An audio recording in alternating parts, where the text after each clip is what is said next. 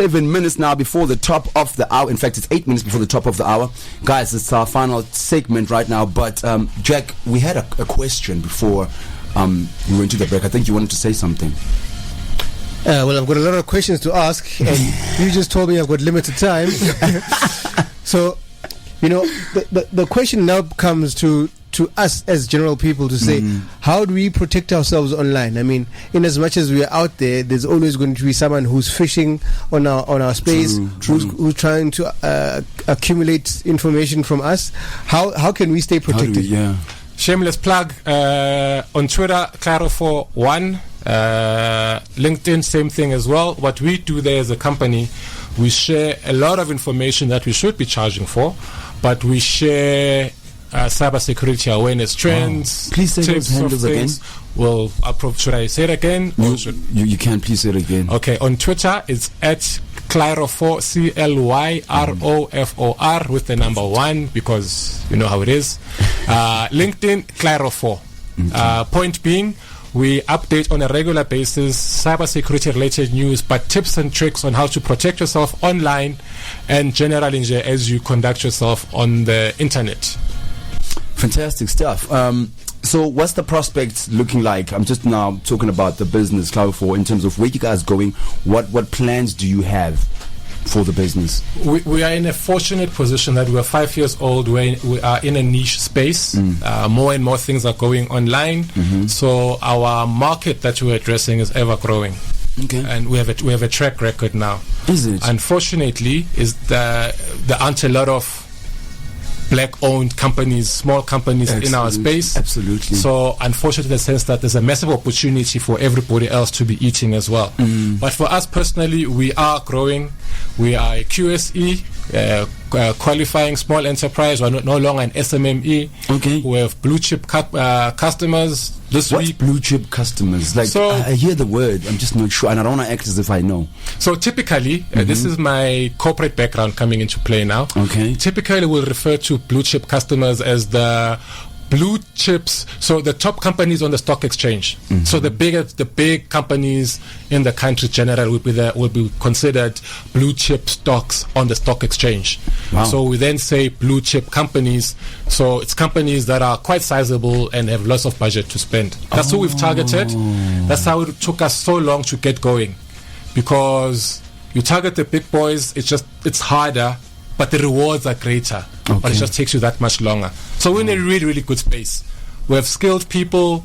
We've been paying our suppliers on time. So we have a good financial record. We've been submitting to SARS properly. We have good disciplines. We've built an asset. So basically, you guys are not working with the government. I'm joking. No, we're not working with the government. No, okay. Actually. One more thing before I let you go. Your message to the parents. One of the things I picked up, you said, you know what? My sister came back home with a broken computer, and I fiddled with it. Today, I'm running my own cybersecurity business. Parents, some of them, I know where I come from, to just even have a computer, they want to ask you, what's this for? Yeah. What would you encourage my parents, Uguti, for them to be able to notice potential within their kids, to be able to get into that space? Space being technology? Yes. Okay. We touched on youth development earlier. We spoke about how parents are preparing kids for a world that no longer exists. Yes. Technology is the future. In whatever field you are going into, you will be dealing with technology. Whether the teacher or whatever, you'll be interacting with technology.